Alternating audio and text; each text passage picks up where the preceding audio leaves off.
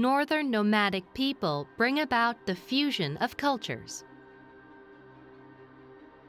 In China, the end of the Han Dynasty was followed by the division of China between the states of Wei, Shu, and Wu. These three kingdoms were united by the Jin Dynasty.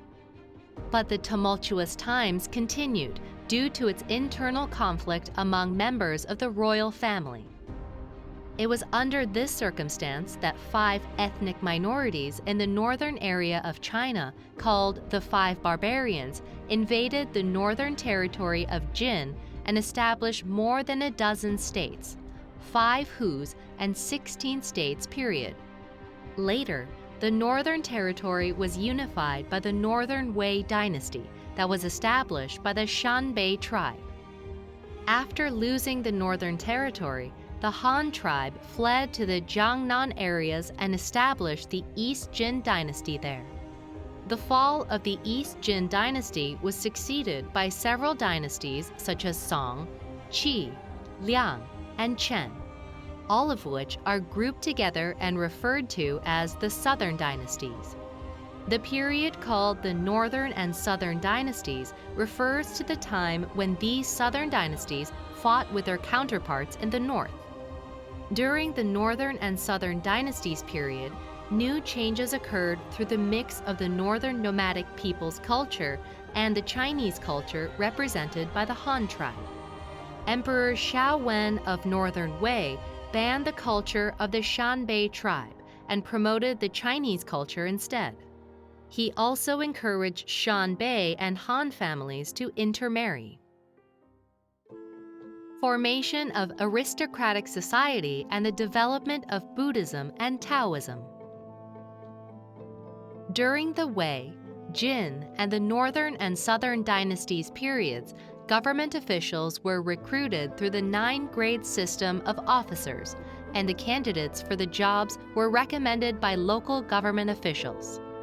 The 9-grade system was originally introduced to recruit talented people from regions outside the capital, but the ruling class, including powerful families, abused this system to monopolize high-level government jobs and pass them down to their descendants, thereby contributing to the growth of noble civilian families.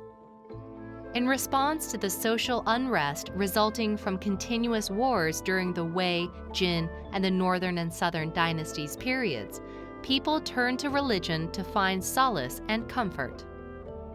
The result was the proliferation of various religions, including Buddhism and Taoism. Buddhist monks traveled between India and China and translated Buddhist scripts into Chinese. In the Northern Dynasties, Buddhism flourished with the support of royal and noble families, and massive Buddhist temples were constructed inside Yungang and Longmen caves during this period. It was also during this period that Buddhism was introduced to the Goguryeo and Baekje dynasties in the Korean peninsula.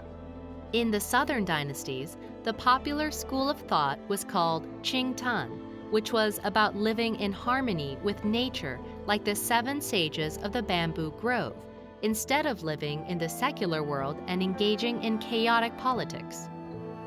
The Qingtan school advocated a life of individuals that was free and unrestricted by Confucianism, and it left a great influence on Chinese literature and religion.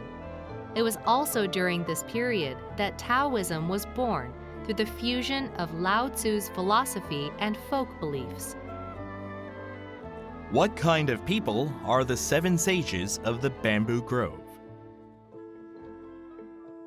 The 7 sages of the bamboo grove refers to 7 scholars who spent years gathering and having wise conversation in the bamboo forest after turning their backs on the corrupt regime over the transitional period of Wei and Jin.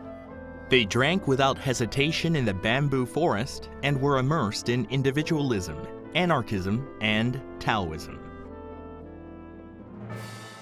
Sui unifies Northern and Southern dynasties. The 370 years of Wei, Jin, and the Northern and Southern Dynasties period came to an end when China was reunited by the Sui dynasty, 589.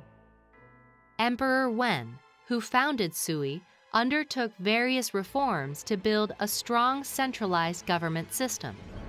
He instituted the 3 departments and 6 ministries system for the central government and reformed land, taxation, and military systems based on the systems that have been used since the Northern Dynasties period.